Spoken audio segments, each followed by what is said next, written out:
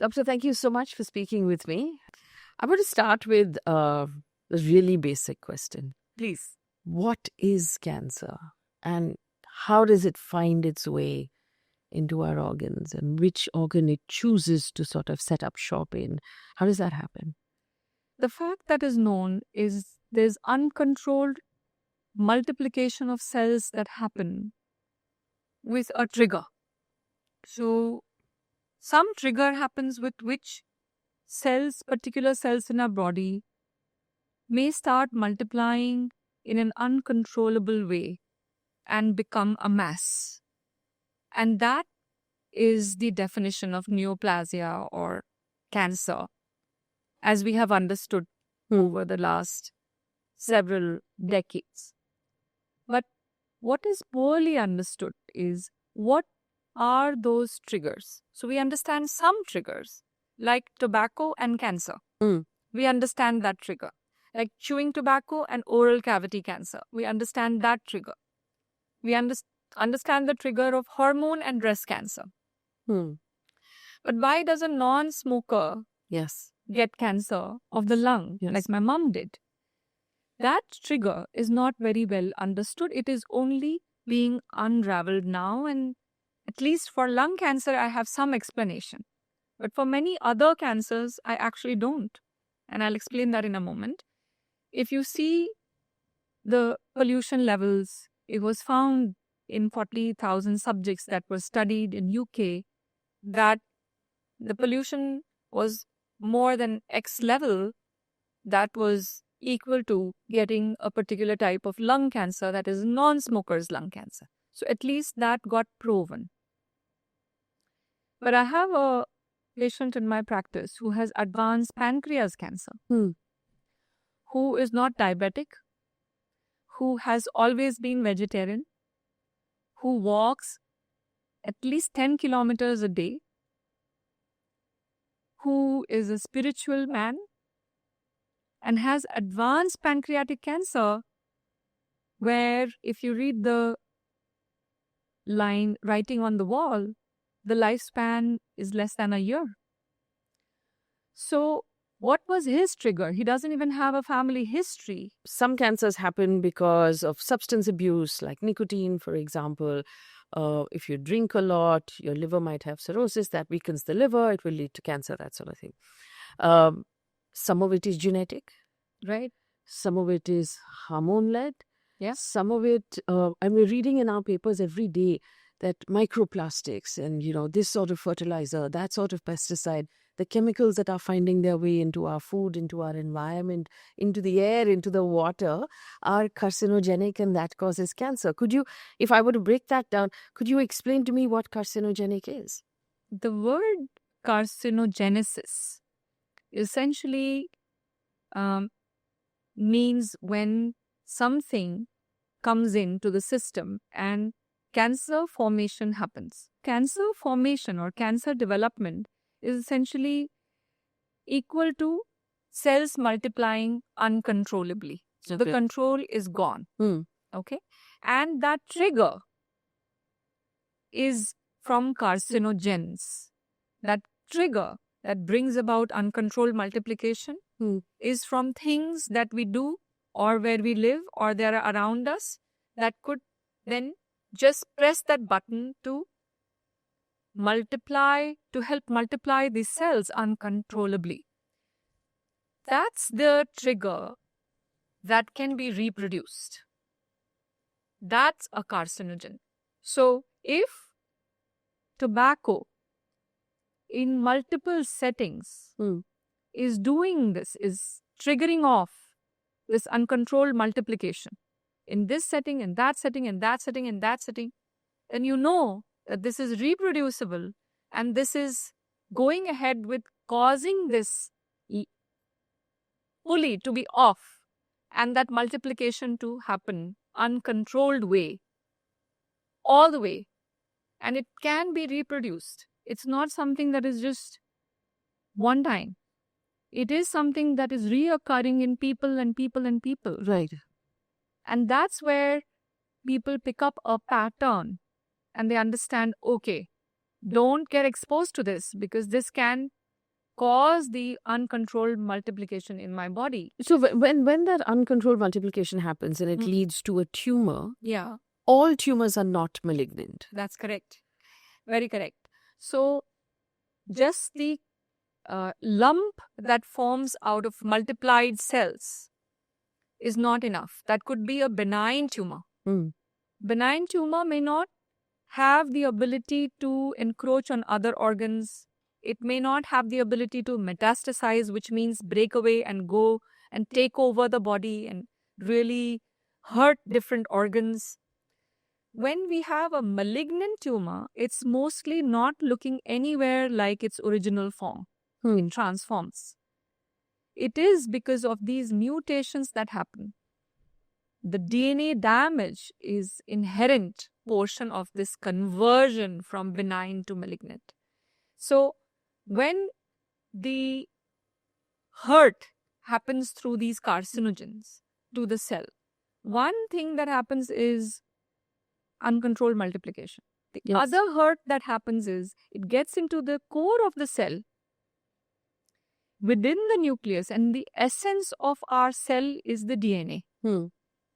And it goes and causes breakage in the DNA. And these are called mutations. Hmm. And these mutations then transform the working of the cell, the look of the cell, how the cell is going to act, and it completely goes rogue. So when we hear, doctors will say the cancer has now spread to Hmm. your lungs and your pancreas and your stomach, and what you're saying is effectively the cancer is just chomping on the cells in all of these organs. Cancer mutated and now just running amok Hmm. and going here and going there. This is destroying organs one by one. Yeah. Encroaching organs. Whether it destroys or not comes after, but at least encroaching. Getting there, making a space, pushing away all the normal cells and encroaching those organs. And that's where, if the patient comes in, where we can make a difference, where we can figure out what is really happening to that person and stop it there, then you prevent organ failure and organ dysfunction. I have so many questions, but let's first talk about just screening and detection, Right. which I know is really important to you, and that's one of the reasons why we're having this conversation. I remember again somebody telling me that in India, as opposed to overseas, testing is not so out of reach. We tend to test a lot more, Right. at least in urban India, than people do overseas, because the doctor will immediately say, MRI karo, ye karo, wo karo, something. And we don't have to wait in line as much as they do, say, with the NHS in UK or any of these other systems. So we test a lot more preventively. Sure. And as a result, we tend to detect earlier. Is that true? So we could detect earlier. If we tested more. Yes. So I'll give you a quick anecdote, and that helps you understand this. So I was at a meeting in Singapore where we were putting together a coalition. It is called Asia Pacific Coalition Against Lung Cancer. Hmm. So I'd gone there for that founding meeting, and I was sitting next to my Japanese colleague. And he was to present the data from Japan, and I was to present the data from India. So he went before me, and he presented 75% of lung cancers in Japan are diagnosed in stage 1, and 25% of lung cancers in Japan are diagnosed in stage 4. And next came my slides. After his presentation was done, my slides went up, and I had the exact opposite data.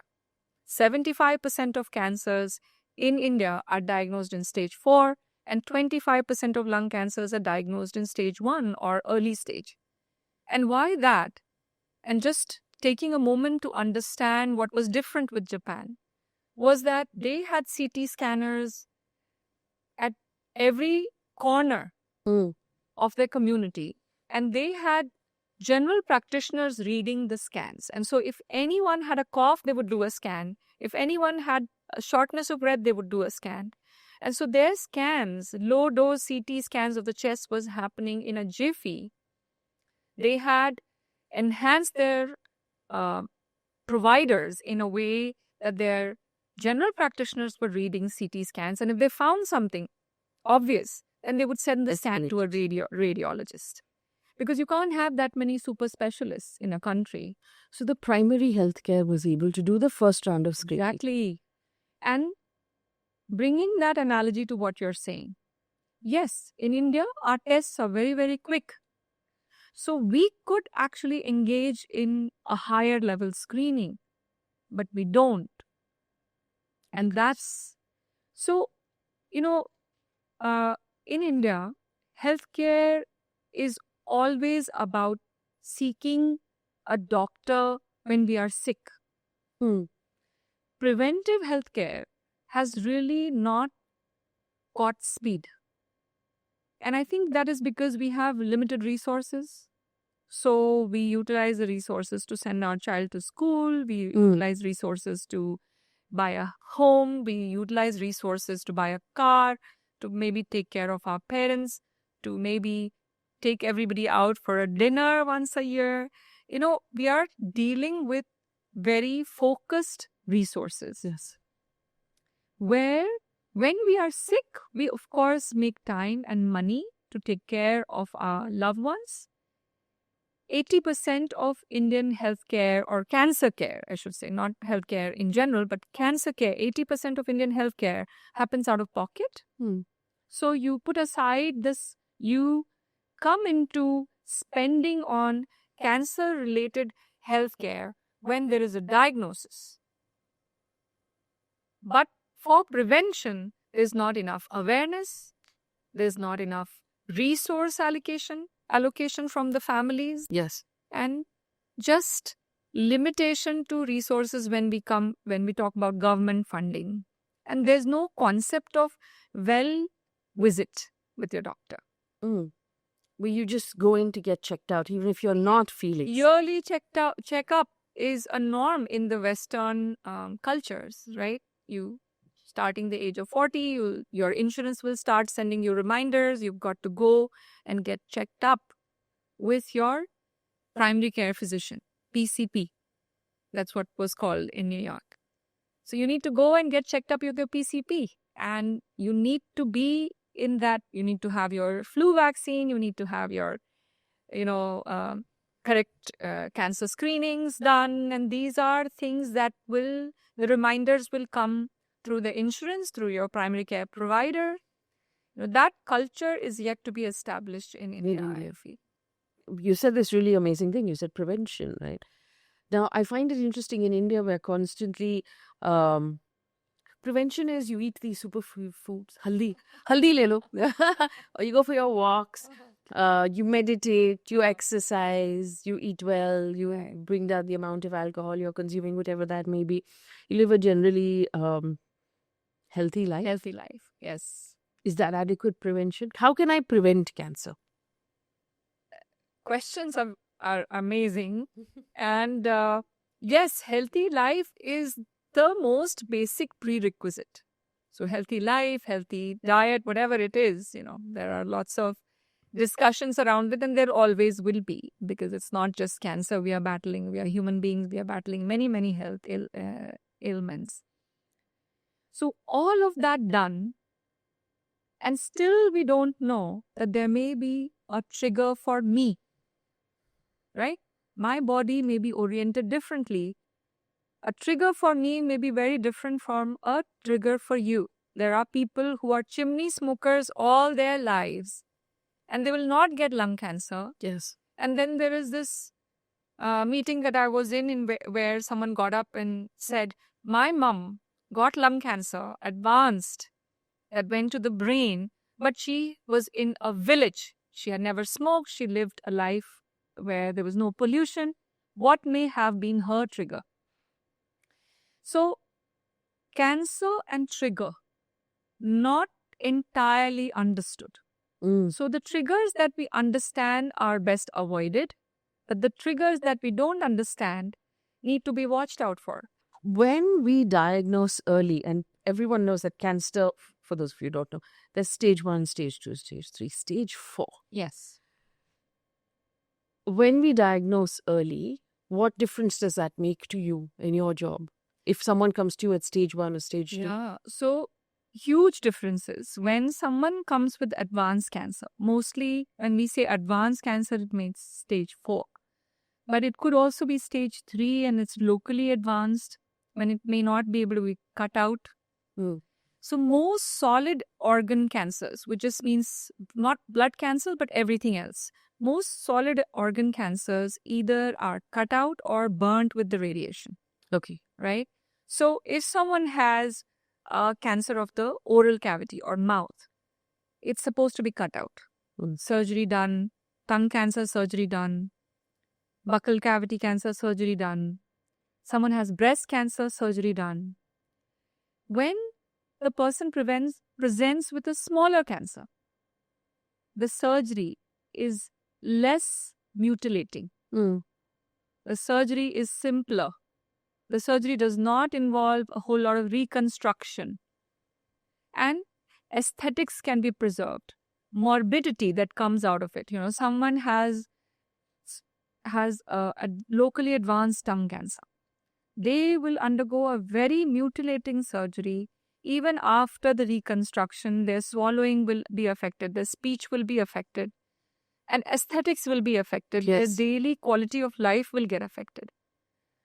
But if someone has a very small, tiny nodule in their breast, it can be taken out with an organ sparing approach. So that Yes. person will just need lumpectomy, not an entire mastectomy. Mastectomy is where the whole breast is removed, and lumpectomy is when you do just wide local excision and you take the lump out, you leave good clean margins. You still need to do radiation, but the organ is preserved. So I think it's all aesthetic and less morbidity, less time to recovery. But what is one of the toughest parts of oncology is the end point is very harsh. In oncology is one subject we always talk about overall survival. Hmm. Because cancer and death are words that are not synonymous but have become synonymous. And so anyone who is diagnosed with cancer always thinks about how long am I going to live? So if that is the question that we have in our mind, then early stage makes you live longer.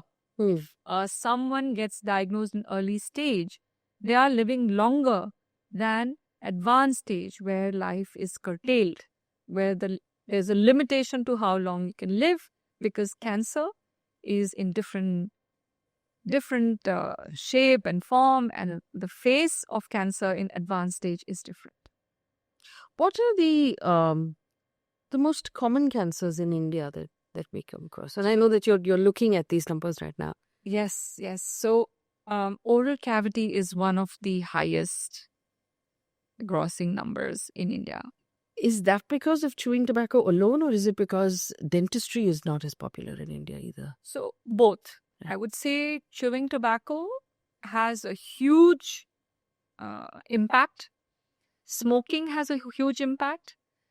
Then there is this group of people in India where you will not see chewing tobacco, you will not see smoking, but they'll still have tongue cancer or buccal cavity cancer.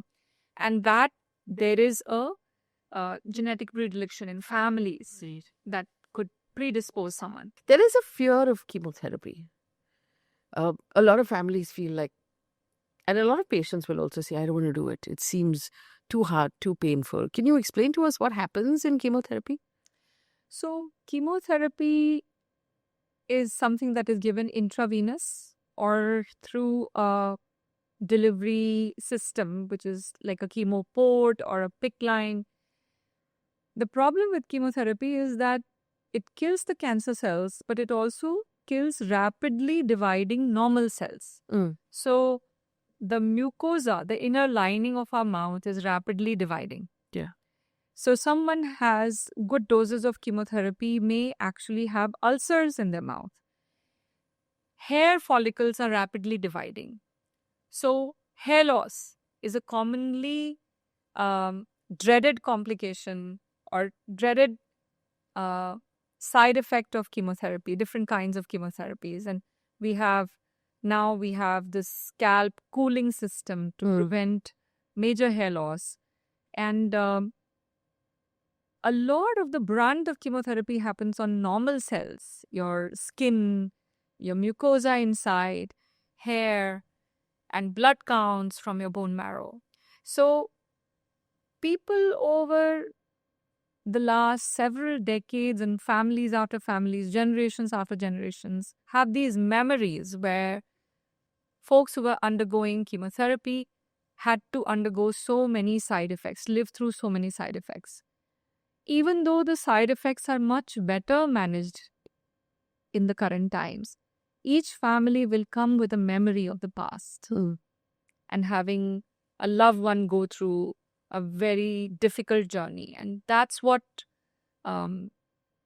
makes chemotherapy so dreaded and difficult. I'm going to come back to our screening question. So, if I want to prevent cancer, obviously live a healthy life, but what should I screen? How often should I screen? Who do I go to get screened? In terms of prevention, I'll say two things and then I'll come to screening. Prevention, one, we talked about the eating right and avoiding carcinogens. The known carcinogens, as per American Cancer Society, which has been a leading organization to propel cancer awareness, 3 things at large: alcohol, tobacco, and red meat. These 3 things have been cited as carcinogenic at any level. Oh, okay. So we at least be aware of that and put that in one bracket. And then we move on to what else do we know. So sugar and cancer, that relationship is not well understood. So what do I tell patients? I say take Mediterranean diet. So Google Mediterranean diet, read up. It involves eating less processed food and eating more natural stuff, fruits, vegetables, which a lot of India already practices. And in terms of meat, it's mainly poultry. So egg, fish, chicken, white meat is allowed. Dairy is okay. Main thing about diet that I want to leave here for whoever is watching is processed food is what we all should cut back upon. And it's not just cancer, it's all kinds of health ailments, because a lot of this is related to the sugar surge that happens and fat that we expose our body to, and colorectal cancer specifically, or prostate cancer, all of that, and linked to some kinds of diet. So we shun that. But a lot of diet at large is not very well understood in terms of carcinogenic diet, and people who sell fear and sell these kinds of concepts, I completely shun that behavior. So I'd actually done a conversation with Dr. Maulik Parekh, who's a colleague of yours. Yes. And it was very interesting. So the portion of that conversation that went up on Instagram, where we were talking about alcohol and this idea that a glass of red wine or, an occasional glass of alcohol is okay. And he said, no alcohol is okay. Right. So that was, that was the cardiologist. But as an oncologist, what is your stand on alcohol? No alcohol is okay. No alcohol is okay. Alcohol is okay. Earlier, we had American Cancer Society telling us above 4 drinks a week was directly impacting on cancer causation, especially women's cancers. But the revised data 10 years later and more recently tells us no alcohol is okay, because alcohol directly adds to field cancerization. So wherever you drink and whatever area gets exposed to alcohol, there is a transformation that can happen over a period of time that is called field cancerization. And then, of course, once the alcohol gets absorbed, it has so many different levels of carcinogenic impact that no amount of alcohol is considered okay from an oncologist's perspective also. So you have a two-for. I have a two-for now. Well, you also said red meat. Again, No amount of red meat at all? So no amount of red meat at all. Now, when we talk about our friends and family and the cancer community at large, people ask me, can I not drink one time? And can I not have red meat one time? And it's not cyanide. Mm. These are not cause and effect immediately that someone, if they took, and those who have taken know this. But it's not something that can be propagated from guideline perspective. We know that these are directly carcinogens, and we have to minimize the intake to every extent possible. It's not something that I will cut out completely and say not even a swig of red wine is barred. That's not true. But in terms of quantity, we know that a build-up happens, a cumulative impact happens, and over a period of time, even with the least alcohol intake, it can have it can add an carcinogenic impact. And similarly to red meat, and similarly to smoking. In India, we have a very specific diet. Right. We eat a lot of carbs. We eat a lot of dals. We don't eat as much protein as the rest of the world. We tend to now use a lot of refined oils Yes. in our households. Is there something in our diet that makes us particularly, vulnerable to cancer? So some of the diet practices, like smoked food, like pickled food, so if you read cancer and diet literature, what's really becoming clearer and clearer, quantities of sugar and salt, everything in moderation. So if you think about pickle, it's all salt and sour. So cutting back on that and using it once in a while, I would say. Then, of course, we are carb loaded. I joke around this all the time that when I was growing up at my home, we would have the basmati rice and the parboiled rice.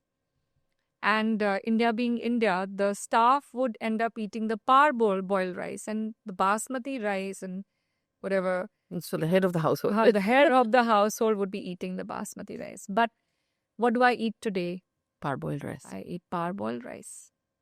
So that's how we have to change with the diet. We really need to be aware, and you have to eat whatever everybody is eating, and that's what everyone should eat. Fruits, vegetables, less processed food, as much as you can bring in uncooked food to the table. Is it helpful to buy organic food? Or is it just a trend at this point? So I think, when we say organic food, at least you're attempting to make less, indulge less in preservatives. You're indulging less in processed food. So not all organic is unprocessed. We have to be really careful about interchanging organic with processed and non-processed. But at least you're paying attention to how the food is being grown. So whether or not that is the magic bullet, we don't know. But that should be the way of living. That should be the way of farming. And that's why organic is to keep, for sure. But whether that is the answer to everything, and especially to cancer, we just don't know that. So we stick around with this kind of diet. Then we talk about what else, and that's exercise. And now we have more data with exercise than we have with diet. So 3 to 5 times of mild to moderate intensity exercise in a week has been shown to severely reduce progression if someone has cancer, and recurrence if someone has had cancer in the past, and also in cancer prevention.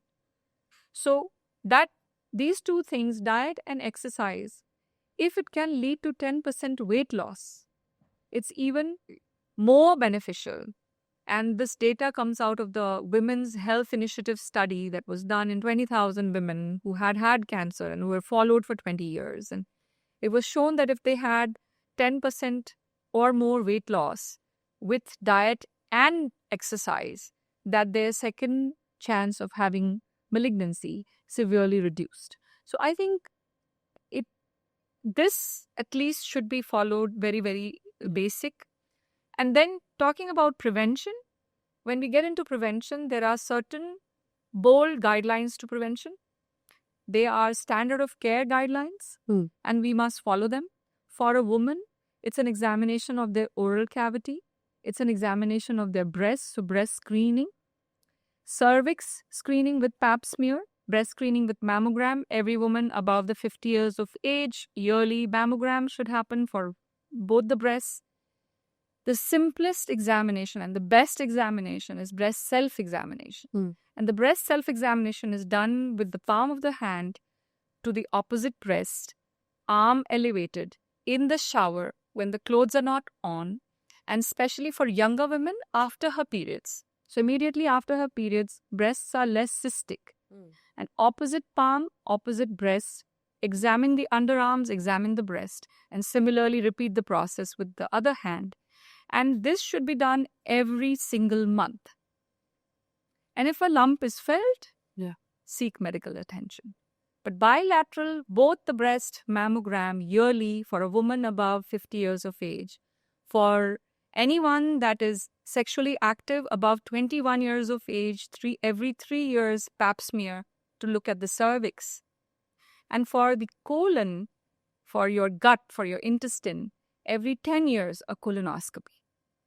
If you don't want to go through a colonoscopy, at least a fecal blood examination. So a stool blood test that happens can be done once a year.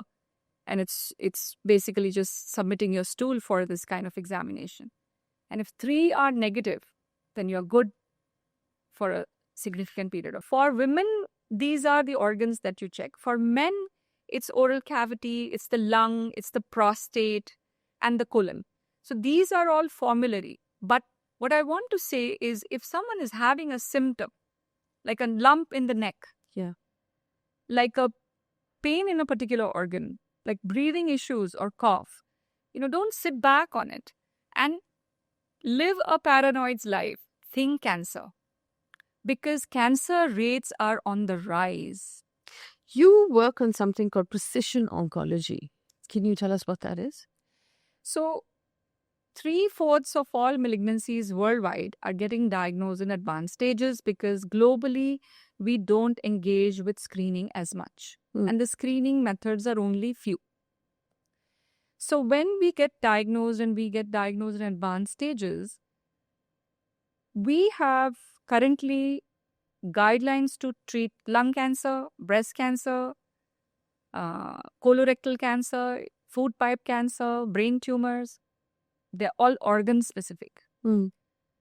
But cancer is a disease of genes because genes are what make up our cells. So there are pathways that are causing cancer progression.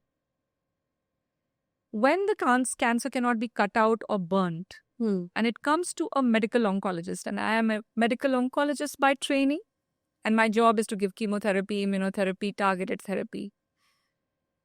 For cancers that are mostly already spreading, you can't waste time for that patient. You need to know what is the shortest route from here to the Terminal 2 airport. Right? You have a flight to catch. You need to get there in the shortest time to save the life. Right. And so if you study that tumor, you study the genes properly, with today's methods, with today's tests, we may be able to predict how it will be best to get to Terminal 2. What's the shortest path, the easiest path, the least cumbersome path, the least painful path to get to Terminal 2. And in that process, you are able to get better results. And it's proven that if you are able to understand what pathway is driving someone's cancer, you will be able to save them sooner. You will be able to help them live longer, and you'll be able to preserve their quality of life much more than routine.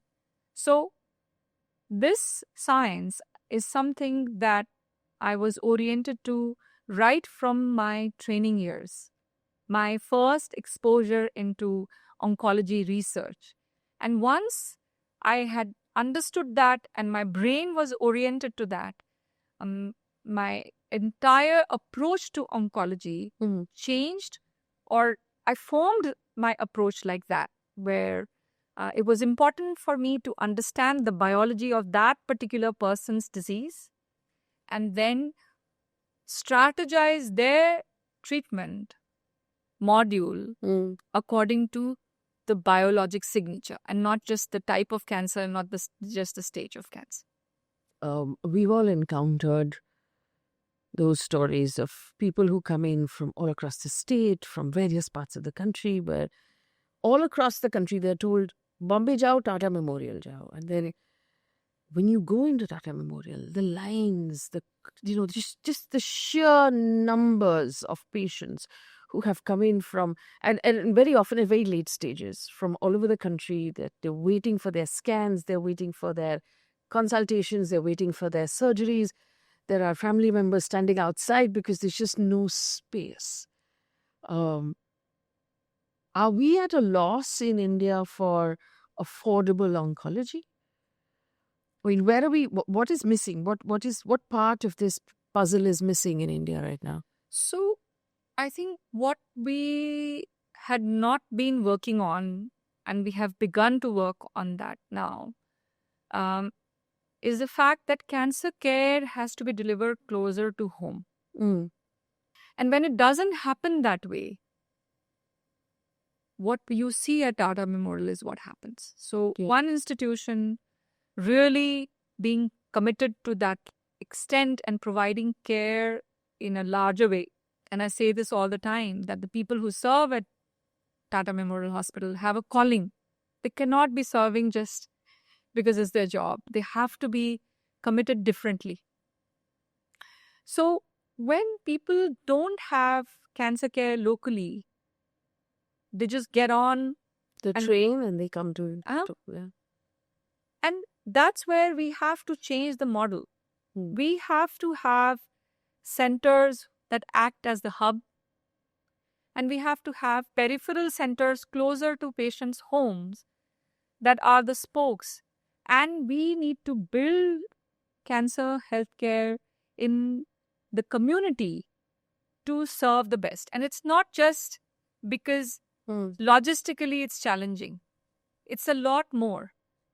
I can vouch that survival will be longer if we are able to do this closer to home. If we are able to do this closer to home. Because cancer is not just about the patient. Cancer is about the entire family. People, when they come to Tata Memorial Hospital to get their wife treated or their husband treated or their kid treated, the man and the woman are not working. They have no means to earn their living. They're completely displaced.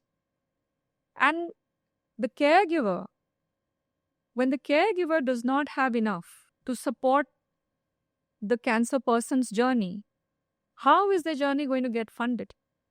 So it is very critical to figure out how to deliver the cancer care closer to home. But it is also equally important to get to a larger center to get the protocol.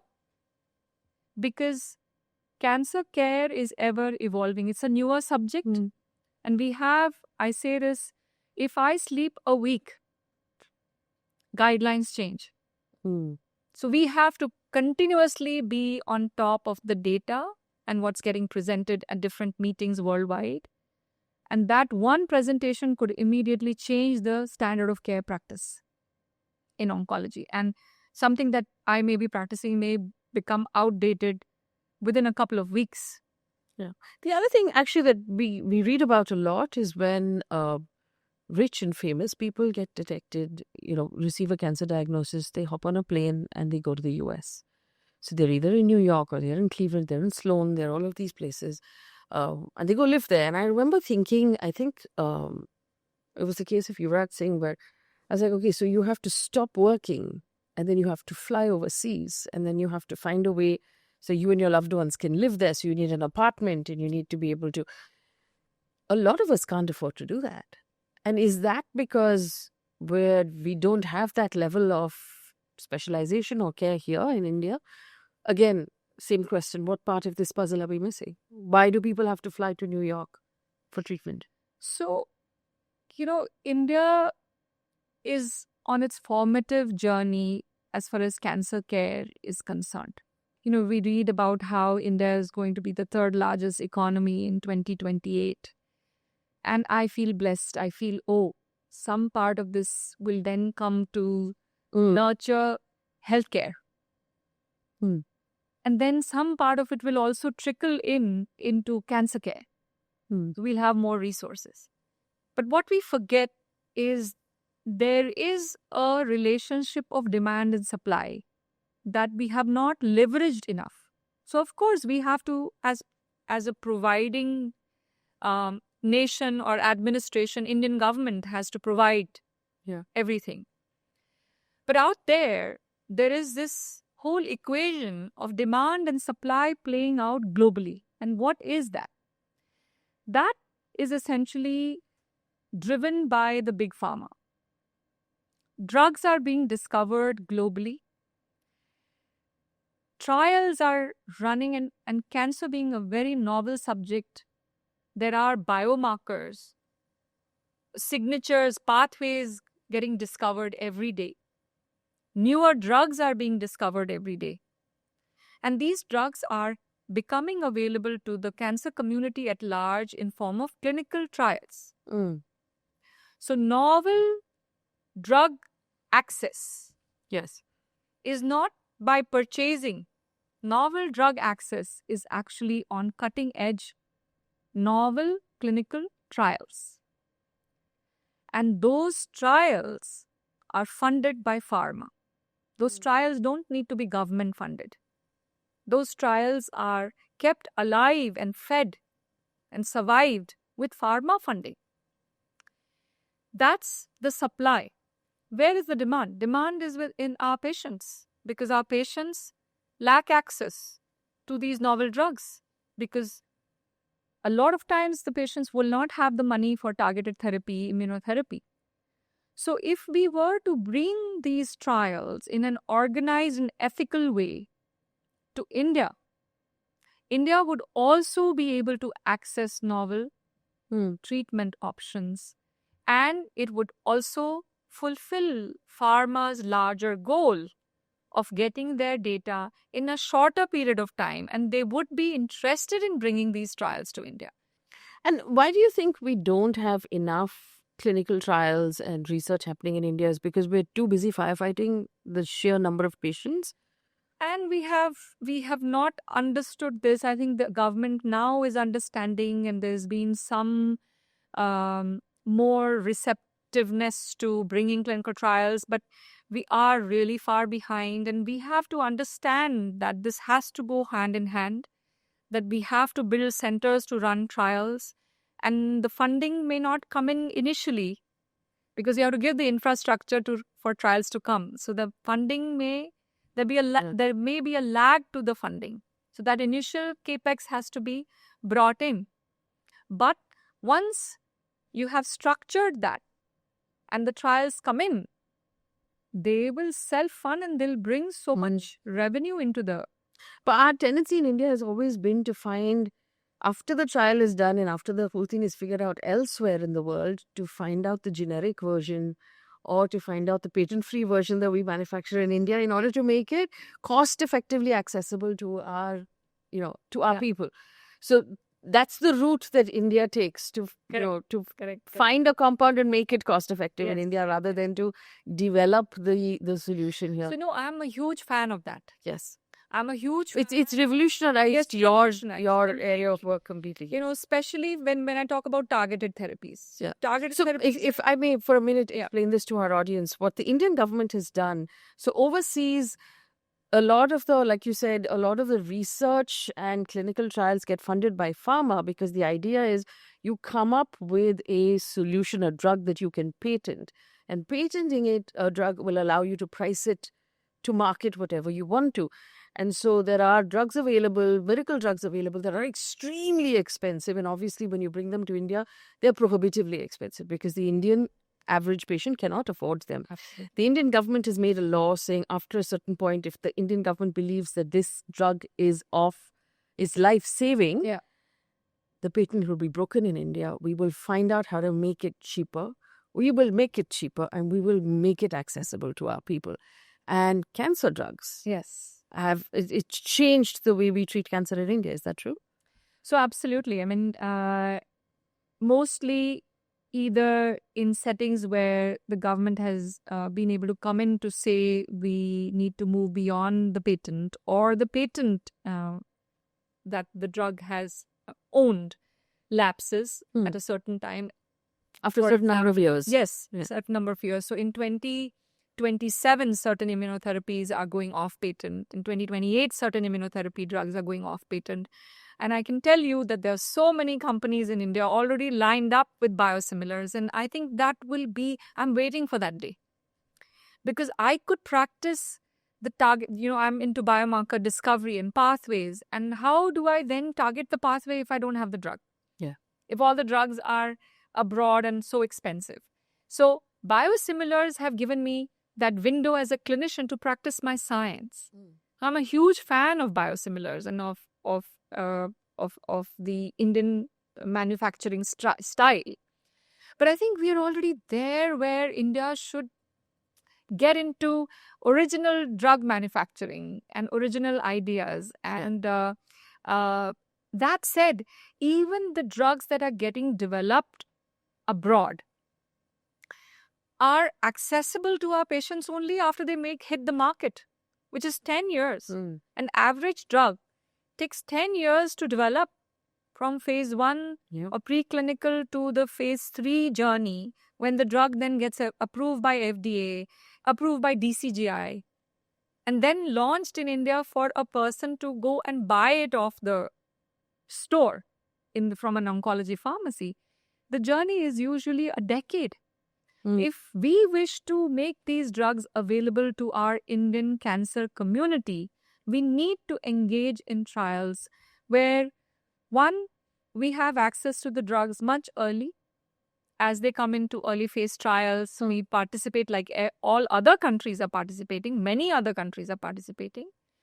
And we also have representative Indian patient data in these trials without the patient having to pay money to endure a side effect. Yeah. What, according to you, is the biggest misconception about cancer that you come across?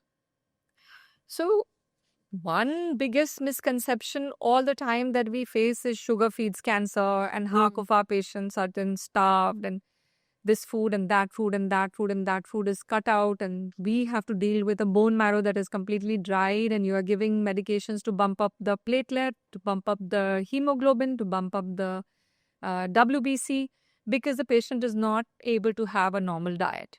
So that's one of the food and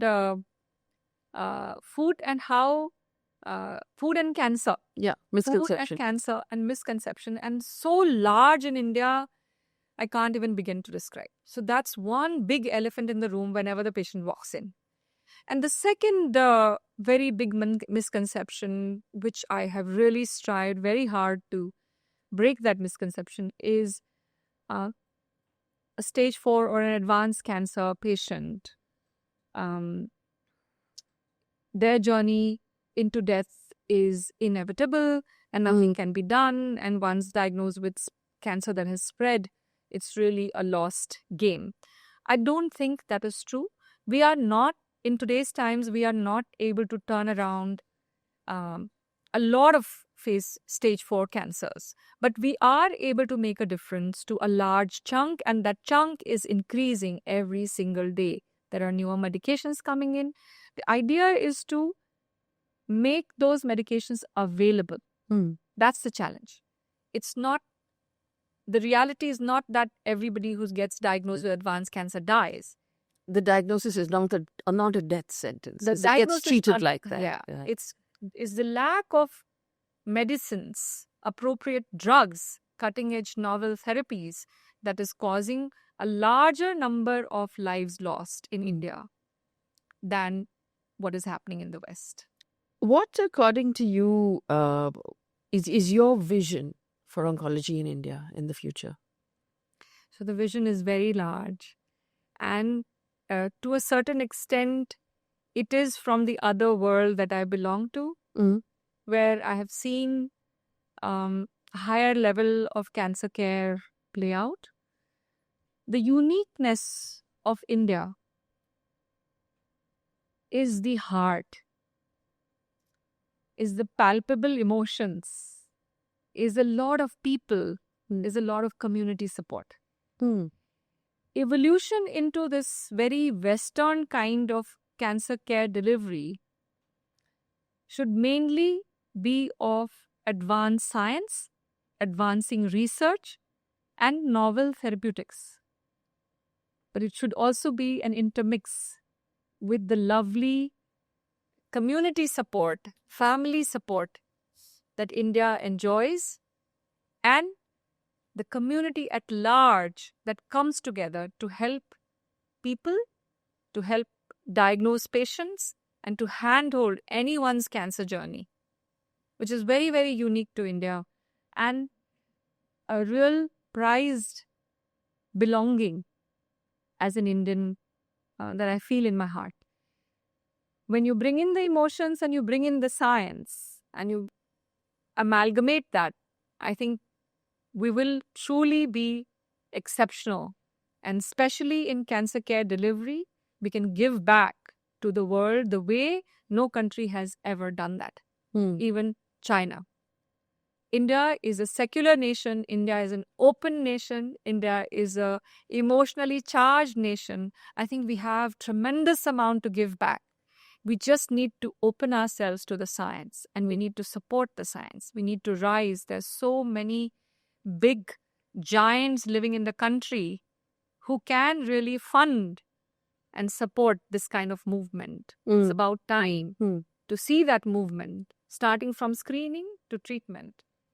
So you're saying that whether it is philanthropic or it is corporate social responsibility or it's just pharma companies that are interested in the revenue bump up, there needs to be large-scale funding that is moved into making cancer screening accessible in every village at the primary healthcare level so that we're catching it at the right time, we're escalating at the right time, thereby putting, so what's happening right now is people are ending up at Tata Memorial when it's almost too late. Yes. But we need to catch them at the village level. We need to catch them at the town level and treat it at that point before it gets, obviously Tata Memorial will be available, but there has to be many points between, step one and step two. I think India will give the world, I feel very strongly about this, that India will give the world an example to how cancer care delivery can be practiced with the hub and spoke model. Because India is a large nation of a very large population. The care, if done appropriately, cannot happen in a centralized way. So decentralization of care will be the norm. That will, I don't know when we will achieve that, but that's the norm that we will have to achieve. And once we achieve that, we will truly bring an entire wealth of information back to the West, which is going to be so unique to India and India alone. And I'm an optimist. You must have realized that by now. So I really feel that we are going to do it. But what role do you think AI will play in oncology? So I feel that, I'm working, I told you around a year ago, I really, because of my personal loss, I realized that my day job can be precision oncology and medical oncology and serving the patients in my clinic. But my other job, something that I've now committed to, and it is my coping mechanism, is to participate in cancer awareness and screening. So we started out with projects because India is a very large nation. How can you screen everybody? You cannot.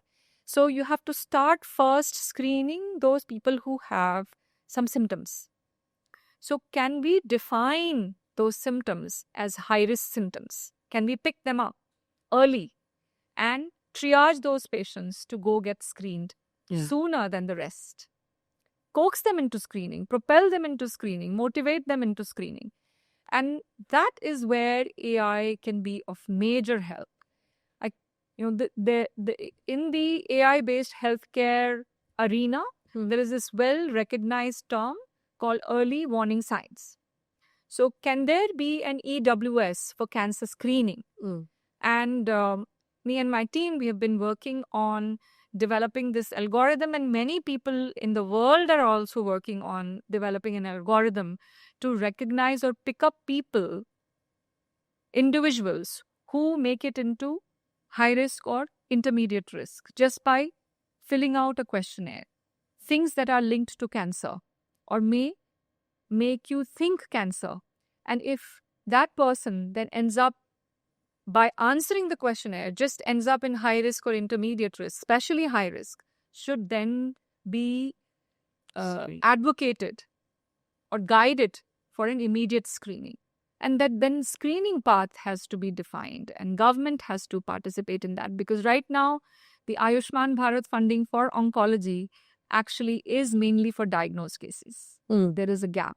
There's a gap on between screening. EWS Yes. and making it into high risk, and that first image or biopsy. There's no funding. So what is your advice for family members who receive a cancer diagnosis for a loved one? That you figure out who are your loved ones, you figure out who are your supporters, and don't think of cancer as a stigma, that as it's something you've done something wrong that you got that diagnosis. And even if you think that you smoked and you got that diagnosis, you shouldn't carry that burden on your shoulders. It is a random occurring. It happened to you. So what? If people care for you, they will still come with you and walk the path and help you in every which way. And that is where identifying your friends, your loved ones, your community becomes very critical, because this is a battle to be fought together. Don't be lonely in your fight, because that's the biggest harm that you can bring onto yourself. That is the saddest thing that you can do to yourself. If you are in a battlefield, you have to fight it together. You have to come together. You have to be supported by your friends, your loved ones, anyone who has it in them to come and lend a hand. Should come and lend a hand, and one should allow that. But hey, if you didn't, if someone didn't want to be open and didn't want to communicate, that's okay. The rest of us should not be judgmental. It's their individual fight, and we have to respect it. I was going to ask you about mental health for patients and mental health for families, but now I'm going to ask you about mental health for doctors. How do you, I mean, we all make mistakes at our work. But when you go to work, the stakes are so much higher. So how do you deal with adverse outcomes on your patients? How do you deal with, receiving bad news about a patient that you've cared for and you've served for multiple years? What happens? So, one thing that happened to me here in India was I realized that doctors actually don't get enough time to even grieve for their patient's loss. It's good and bad.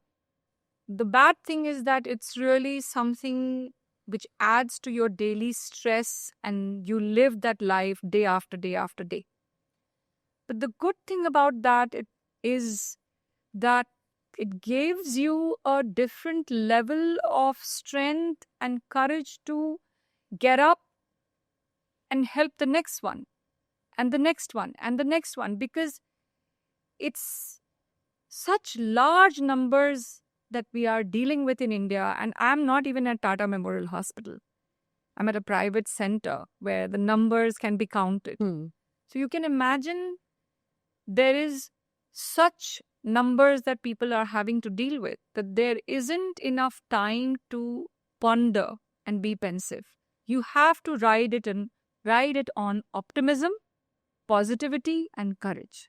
Doc, thank you so much for your time. And I know I've taken time away from service for this conversation, but you're remarkable. I find it fascinating that you're so committed to learning about my subject Yes. and that you would research so much to ask the right questions. So my first question that leads to the second is, what made you come into this and what motivates you on a daily basis? I find information and people fascinating. Like the whole time we've been talking, I'm sitting here thinking, this is the most fascinating person I have ever met. What drives her? What makes her get up in the morning? And I'm trying to imagine what a tough day must be like for you. I'm trying to imagine what it is like for you to work all day and then come home and be a mom and find a way to not have that spill into this, because we know what that feels like, right? I deal with a lot of negative information. I'm reading the news all day, and then I have to fight. I have to put a wall between that and my 3-year-old so that I don't spill when I'm, reading to him at night. That's not an emotion that, so I was thinking about it from your point of view, is how you find that way to separate. So I find people fascinating. I get to meet amazing people when I work.